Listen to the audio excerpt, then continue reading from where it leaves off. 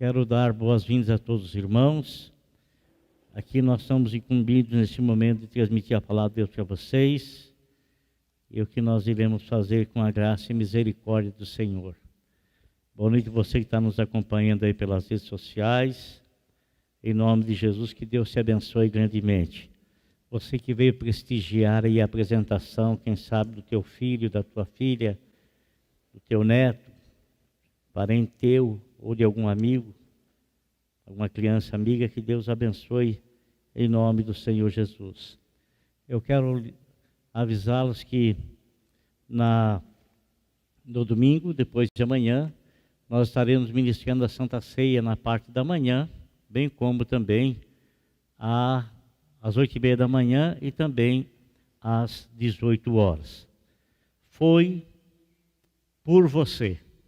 Amém? Eu quero ler um texto aqui da palavra de Deus que se encontra em João capítulo 18, versículo de número 11. Eu acho que já pode acender as luzes, sim? Por favor.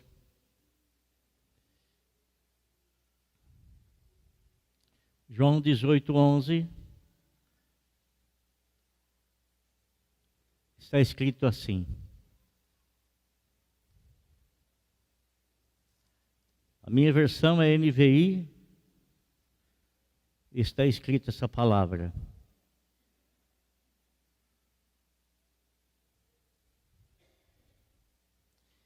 Jesus, porém, ordenou a Pedro: guarda a espada.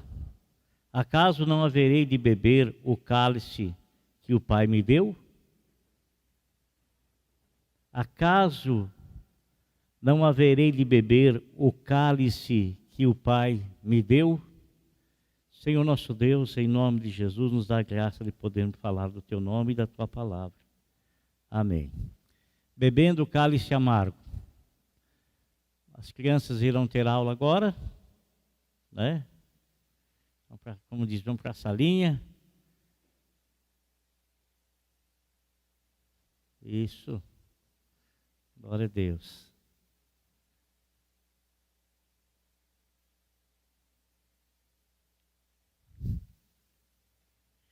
Amém. Meus irmãos, muitas pessoas ainda hoje não têm a compreensão exata do porquê Jesus ter morrido na cruz. O que o levou à morte. Mesmo ele tendo dito que todo o poder ele tinha em cima nos céus e embaixo na terra, por que se permitiu passar e enfrentar esse momento tão difícil?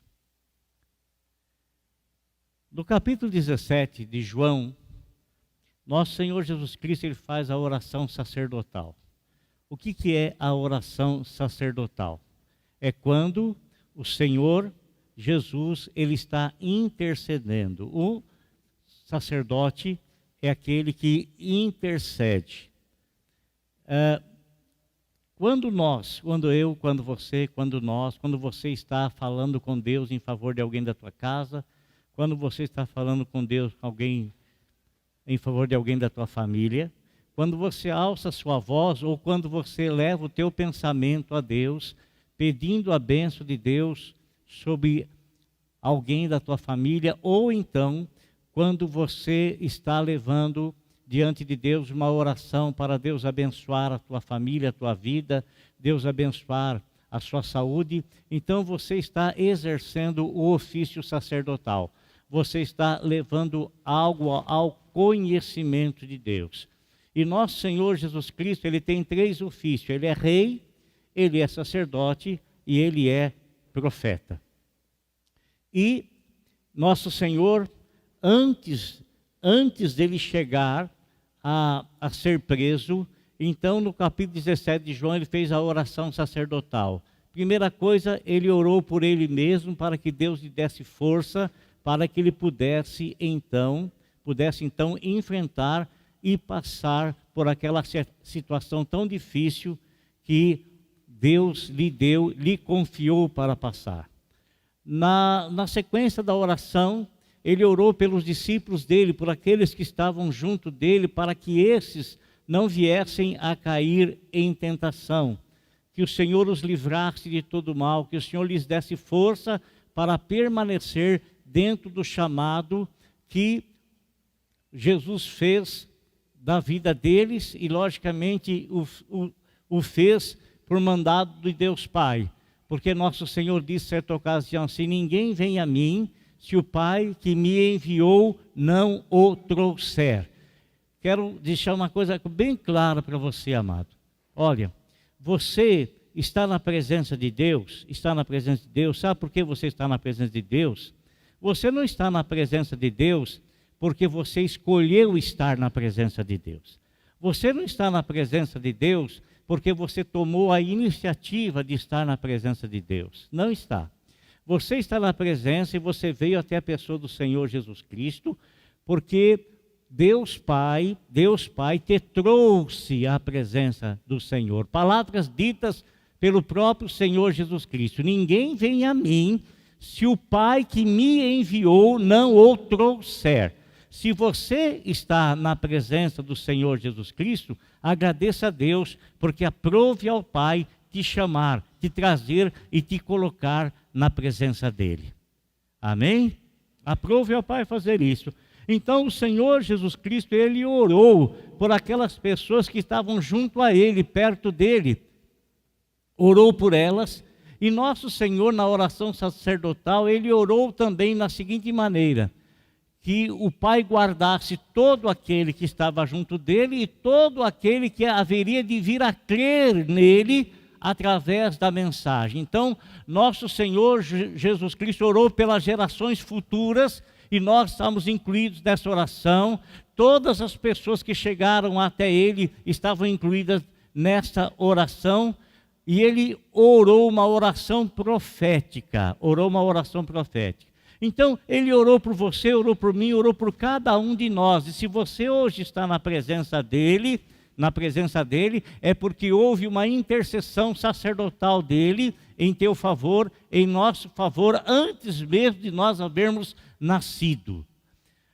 Também diz as Sagradas Escrituras que o Senhor Jesus Cristo, quando ele terminou de fazer a oração sacerdotal, no capítulo 18 de João, ele, depois de instituir a Santa Ceia, ele então saiu com os seus discípulos e eles foram a um lugar, um horto chamado Getsemane. Não era um local desconhecido pelos seus discípulos, não era um local desconhecido por Judas Iscariotes, que nesse momento ele já tinha abandonado o colegiado dos discípulos e já tinha ido para entregar Jesus às autoridades. E ele havia acompanhado, junto com os outros 11, o Senhor Jesus Cristo nesse local por muitas vezes. Era um local de refúgio do Senhor, aonde então ele buscava a Deus em oração, juntamente com os seus discípulos. Quando ele estava nesse local de oração, ele disse aos seus discípulos o seguinte: ele trouxe 8, e 8 desses ficaram a certa distância. Ele pegou 3 que eram as pessoas assim mais próximas do Senhor, da pessoa dele, que eram Pedro, Tiago e João, os 3 que estiveram com ele no Monte da Transfiguração, os 3 que somente ele deixou entrar com ele para ressuscitar a filha de Jairo. Então ele deixa os 8 a certa distância, traz os outros 3 para mais perto, e ele diz para todos eles: olha, vocês orem, intercedam ao Pai, para que vocês não caiam em tentação. Nosso Senhor estava pedindo que eles orassem em favor deles mesmos. A mesma oração que o Senhor Jesus Cristo fez no capítulo 17, orando por si mesmo, para que ele tivesse da parte do Pai força suficiente para beber o cálice amargo que lhe estava proposto e preparado para beber. Sabe, irmãos, nosso Senhor Jesus Cristo, ele disse em certa ocasião: todo o poder me foi dado em cima nos céus e embaixo na terra. Todo o poder, todo o poder. Por inúmeras vezes ele estava ensinando na sinagoga, ele estava ensinando no templo, e pessoas foram lá, soldados foram lá, amando das autoridades para prender o Senhor. Nenhum deles jamais teve capacidade, força suficiente de chegar perto dele para tal ato praticar. Nenhum deles. Por quê? Irmão, nosso Senhor Jesus Cristo, ele se deu, ele se entregou às autoridades na hora exata, na hora certa. Cada passo que ele dava aqui nesta terra, cada ação cada atitude que ele tinha, tudo estava programado, estava preparado pelo relógio eterno do Deus Altíssimo. Ele não fez absolutamente nada adiantado e nada atrasado. Ninguém, absolutamente nada, lançou mão dele, a não ser na hora certa, no momento certo, para que tal coisa fosse preparada, para que tal coisa acontecesse. Então, nosso Senhor por várias vezes estava ensinando, os guardas, amando das autoridades, vinham prendê-lo, mas ninguém conseguia prendê-lo, porque quando ele falava as pessoas tremiam, quando ele falava as pessoas se assustavam. Mas houve um momento em que chegou a hora dele se entregar, ninguém o tomou à força, não. Ele se deu, ele se entregou, ele se deu. A Bíblia nos fala, meus irmãos, que o Senhor Jesus Cristo fala para eles: orem ao Pai para que vocês não caiam em tentação. Dizendo para que eles orassem, o Senhor não pediu que eles orassem por ele, não pediu oração. Por quê? Porque o Senhor estava aguardado, e aquele momento exato, era o momento dele ser preso. Era o momento dele ser preso. A Bíblia nos orienta, amado, que o Senhor foi um pouco mais adiante, e ali, um pouco mais adiante, ele se ajoelhou, e ele estava orando a Deus, e no orar a Deus, ele começou a sentir antecipadamente toda a situação que ele iria passar, todo o sofrimento. Ele começou a enxergar a cruz, ele começou a ver a zombaria que ele haveria de suportar pelos homens que ele mesmo criou. Ele começou a observar, irmãos, sentindo as dores dos pregos que haveriam de entrar no seu punho, os pregos que haveriam de entrar nos seus pés. Ele começou a se agoniar tanto, e ele começou a sentir os espinhos da coroa que haveria de entrar na fronte dele, na cabeça dele, já penetrando ali. E a Bíblia nos fala, meus irmãos, que ele entrou em tamanha agonia, e os médicos, a ciência explica que uma pessoa, quando está em estresse elevadíssimo, é muito difícil, é raro disso acontecer, mas se ele entrar num estresse elevadíssimo, ele então pode suar gotas de sangue. E foi assim que aconteceu com o Senhor. Ele estava orando e ele viu, amado, o cálice que ele haveria de beber. Mas, amado, ele não recuou. Ele não recuou 1 centímetro sequer. Por que ele não recuou 1 centímetro sequer? Porque ele veio para aquela hora.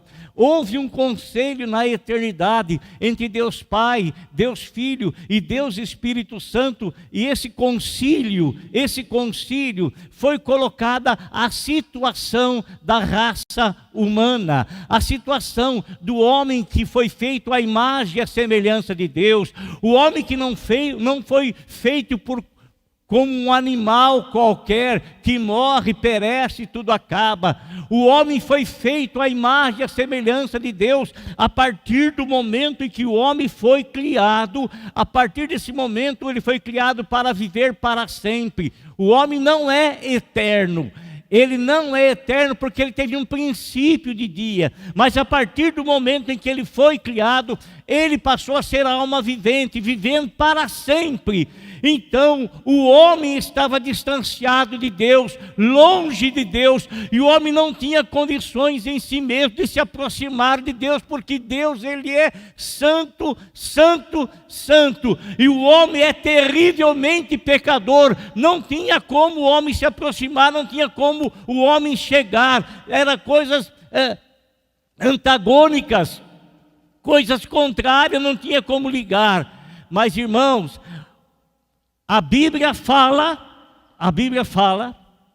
que quando os discípulos viram uma atitude de Jesus, e essa atitude que o Senhor Jesus Cristo estava tomando, foi através do encontro que ele teve com um jovem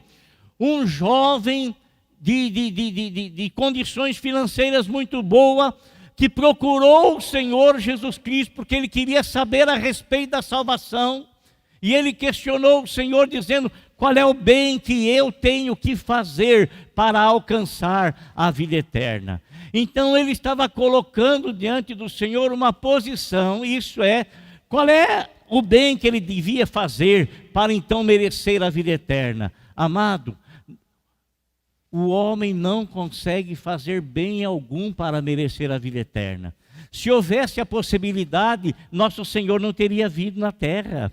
Se houvesse a possibilidade do homem fazer um bem tão bem feito, e dizer para o Senhor: olha, Senhor, agora o Senhor me dá a vida eterna, porque olha o bem que eu fiz. A Bíblia fala que o homem é terrivelmente pecador, ele sempre faz muito mal, ele pensa muito mal do que os bens que ele pratica. Não tem como o homem alcançar a salvação por méritos próprios. Pela graça você é salvo mediante a fé. Isso não vem de vocês, é um dom de Deus. A salvação é um dom de Deus, não é um bem que eu tenha feito para merecer. E, aliás, não existe um único bem que eu venha fazer para merecer a salvação.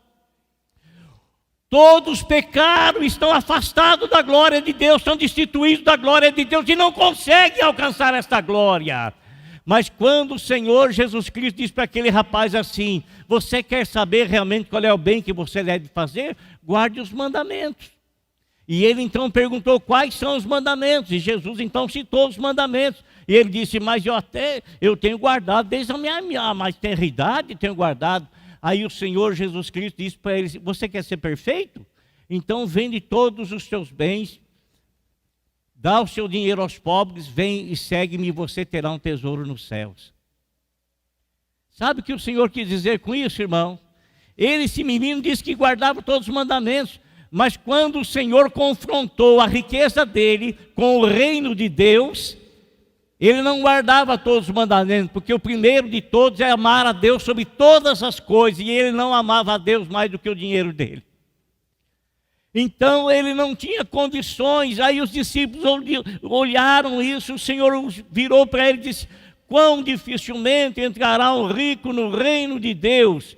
E eles ficaram sem entender, sem compreender, porque eles tinham uma cultura de que se o homem era rico, era porque era privilegiado por Deus.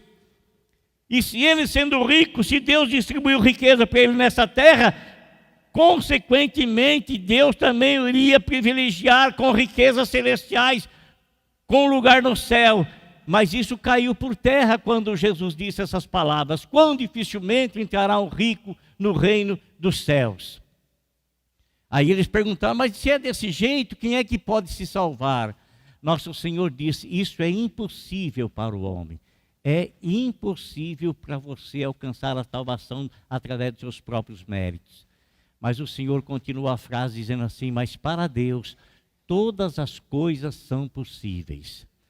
Então o Senhor Deus, no concílio celestial, Pai, Filho e Espírito Santo, nosso Senhor, o que era impossível para o homem chegar até a presença da santidade, Deus sendo um homem pecador, então o Deus Santo, ele se faz homem, e ele vem aqui então para manifestar, para trazer, para dar a salvação gratuitamente para todos nós. Gratuitamente, é de graça, irmão. Você não precisa pagar nada. O homem não precisa pagar absolutamente nada, é de graça. Muito embora esta salvação alguém teve que pagar por ela. Quando nosso Senhor está lá no jardim do Getsemane e ele faz a oração: Pai, se possível, passa de mim esse cálice, mas não seja feita a minha vontade, mas a tua. Então ele se colocou à disposição do Pai para fazer a vontade dele. E qual era a vontade do Pai Celestial? Qual era a vontade de Deus? A vontade de Deus, amado, era que o Senhor Jesus Cristo viesse à terra. O Senhor Jesus Cristo sempre existiu, viu? Ele não nasceu no ventre da Virgem Maria, não começou a vida dele ali. Ele sempre existiu. O Deus se fez homem. No princípio era o Verbo estava com Deus e o Verbo era Deus. E o Verbo se fez carne. O Deus, Verbo, que é a palavra em movimento, ele se fez carne, mas ele sempre existiu. Jesus assumiu a forma humana, mas ele sempre existiu. Ele sempre foi Deus.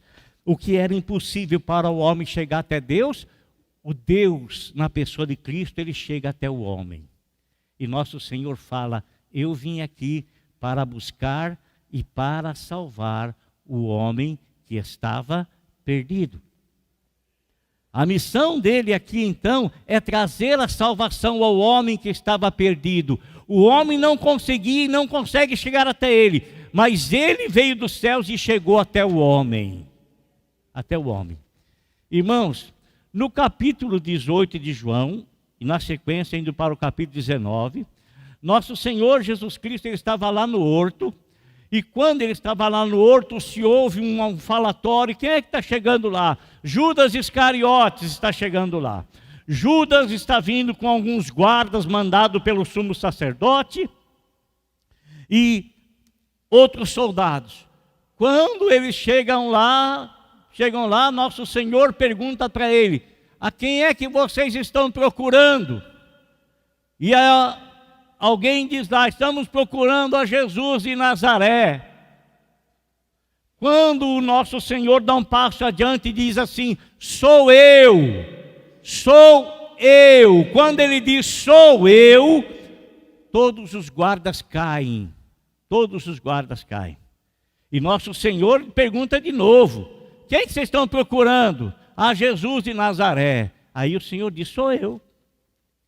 Se vocês vão me prender, deixa todos os outros ir embora. E assim fizeram. Prenderam o Senhor Jesus Cristo. Você sabe que de madrugada houve um julgamento do Senhor.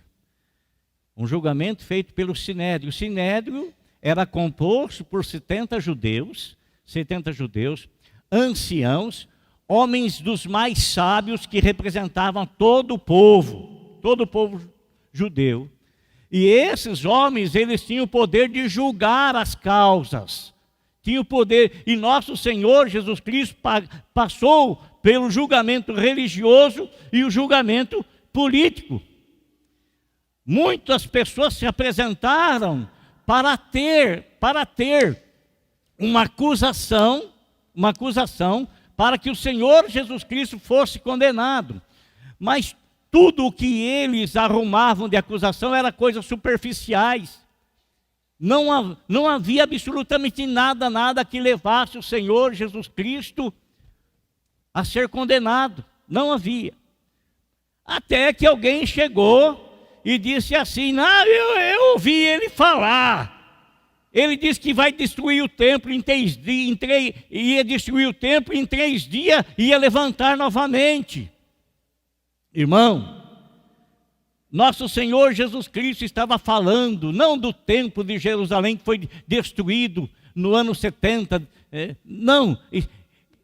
Nosso Senhor estava falando do corpo dele, que as pessoas iriam pegar, iriam matar, iriam sepultar, mas depois de 3 dias ele ia levantar novamente o templo dele, a vida dele, o ser dele.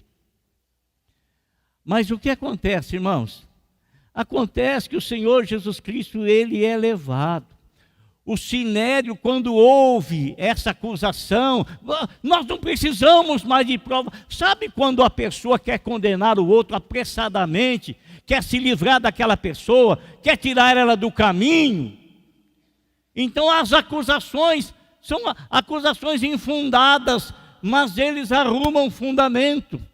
Você sabe, irmão, que todo julgamento tem que ter provas irrefutáveis para que a pessoa acusada possa vir ser condenada. Possa vir ser condenada. Todo julgamento de um juiz, ele é fundamentado nas leis, ele é fundamentado na Constituição, ele é fundamentado nas leis. E eles tentavam acusar o Senhor Jesus Cristo, mas não havia fundamento legal. E nisso eu quero dizer para vocês, meus irmãos, o que algumas pessoas disseram a respeito do Senhor Jesus. E eu quero começar aqui por Judas Iscariotes. Judas Iscariotes, aquele que entregou Jesus Cristo para os seus inimigos, os seus adversários. Judas Iscariotes, no capítulo 27, versículo 4 de Mateus, ele disse assim: traí sangue inocente. O próprio Judas teve a consciência pesada, ele conhecia Jesus, ele sabia que Jesus nunca fez absolutamente mal. Nosso Senhor não insurgiu contra o governo romano, nosso Senhor não insurgiu contra as autoridades judaicas, nosso Senhor não insurgiu contra ninguém, ele apenas transmitia as verdades, e essas verdades eram irrefutáveis, eram inegáveis. E ele chegou à conclusão de ter traído uma pessoa inocente. O que a esposa de Pilatos fez? Porque se o Sinédrio, ele tinha poder para julgar, mas não tinha poder de condenar ninguém à morte. Quem tinha o poder de condenar à morte era o representante, o nomeado pelo Império Romano. E quem havia sido nomeado para governar, para ser o governante ali, para ser o governador, era Pilatos. Ele é quem tinha poder de inocentar ou de condenar, de sentenciar. E a esposa de Pilatos, num momento, olhando para o Senhor Jesus Cristo, ela foi até Pilatos, ela mandou um recado para Pilatos. O que ela mandou falar para Pilatos? Ela disse, no capítulo 27 de Mateus: não te envolvas com este justo, porque na noite passada, num sonho que eu tive, eu sofri muito por causa dele. A esposa de Pilatos. O que o próprio Pilatos disse a respeito do Senhor Jesus Cristo? Quando Pilatos chega para ele, e Pilatos quer saber por que ele estava sendo acusado, e o Senhor não abre a boca, Jesus não fala absolutamente nada, ele não abriu a boca dele para se defender de forma alguma, mesmo quando Pilatos diz para ele: você não sabe que eu tenho poder de te libertar, ou tenho poder de condená-lo? Sabe que o Senhor Jesus Cristo disse para ele: nenhum poder você teria sobre mim, se não fosse dado pelo meu Pai Celestial. Nenhuma autoridade você teria sobre a minha vida, se não fosse dada pelo meu Pai Celestial. E se você tem essa autoridade, é porque eu fui enviado para passar por esse momento agora. Irmãos, quem mais disse? O próprio Herodes, o rei Herodes, no capítulo 23, versículo 19, ou melhor, versículo 15 de Lucas, ele diz assim: não encontrei nada contra ele digno de morte. Não encontrei nada contra ele digno de morte. O centurião que estava aos pés da cruz, quando o Senhor estava crucificado, e aconteceu aquele terremoto, houve aquele eclipse, ele disse assim no capítulo 27, versículo 54 de Mateus: verdadeiramente este era filho de Deus. Daquele malfeitor que estava crucificado ao lado do Senhor Jesus Cristo. O que é que ele disse em Lucas 23, versículo 41? Mas este nenhum mal fez. Por que ele disse isso? Porque foi o momento em que o Senhor estava sendo crucificado, esse malfeitor do lado direito e o outro do lado esquerdo começou a praguejar contra Jesus. Você diz que é o Cristo, desça daí, tira nós também daqui. E o do lado direito disse não. Falou, nós estamos aqui porque nós merecemos os nossos feitos, merecemos estar aqui crucificado. Mas ele nenhum mal fez.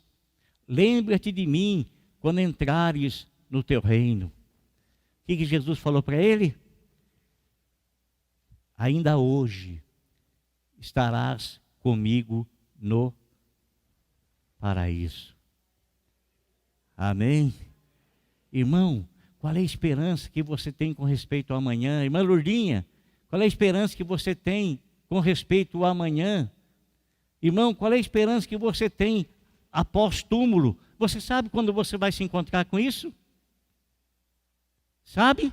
É lógico que não sabe, nem eu sei, mas nós estamos propensos a qualquer momento nos encontrarmos com uma situação dessa.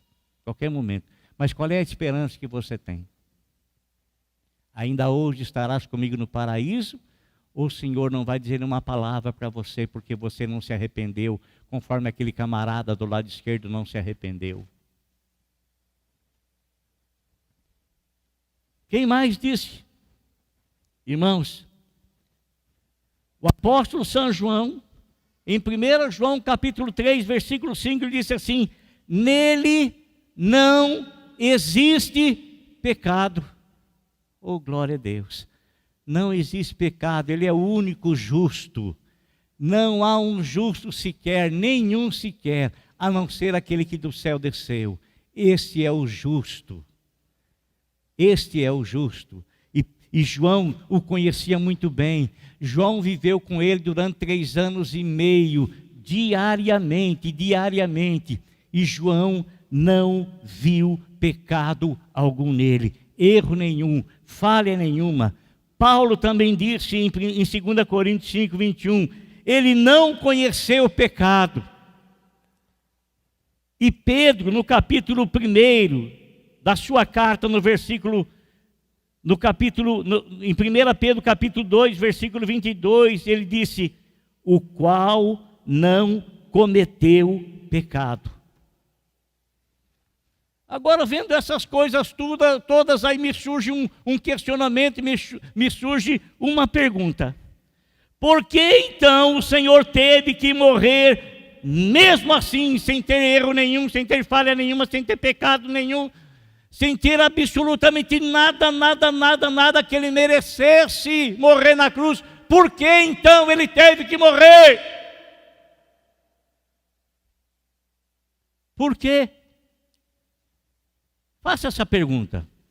Por que ele teve que morrer? Faça essa pergunta, por favor. Faça essa pergunta para você mesmo. Por que ele teve que morrer?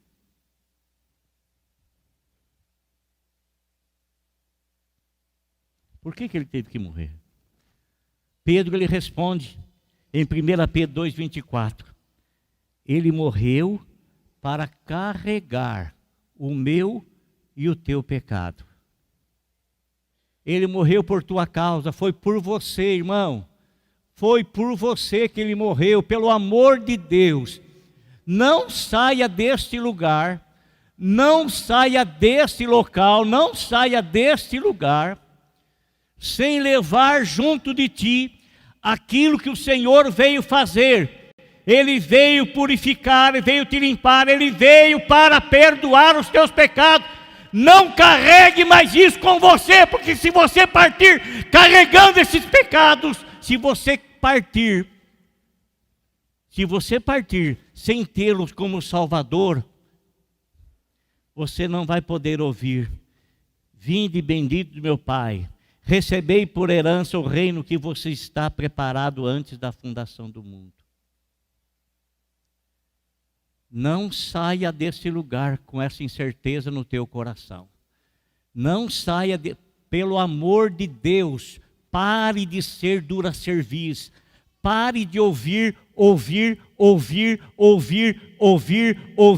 chamado de Deus e endurecer o teu coração, não se entregando ao Senhor, não assumindo compromisso com o Senhor. Ele tem compromisso com aquele que tem compromisso com Ele. Ele tem o reino preparado para aquele que o aceita como Senhor. Ele tem os céus preparados para aquele que quer morar no céu. Ele disse em João 14:2: eu vou preparar lugar, e quando tudo estiver pronto, eu vou voltar, e eu vou levar vocês para mim mesmo, para que onde eu estou, estejais vós também. Ele quer dar a você a certeza e a convicção da vida eterna. Pelo amor do nome de Jesus, pare de ser cabeça dura, pare de ser coração duro, pare de ouvir o chamado do Senhor e endurecer o teu coração, porque hoje pode ser a tua última oportunidade. É a realidade da vida. Realidade da vida. Eu vi uma reportagem esses dias atrás de um rapaz. Ele estava dirigindo um automóvel. Tinha 3 ocupantes com ele no carro. E ele começou com brincadeira no carro. Perdeu o controle do carro. Os 3 acompanhantes dele morreram. Os 3 acompanhantes dele morreram. Os três. Por uma imprudência dele, por um erro dele, por uma falha dele, por uma brincadeira dele. A vida daquelas pessoas estava nas mãos dele. E ele, por um ato impensado, brincando com o carro, perdeu o controle e matou as 13 pessoas.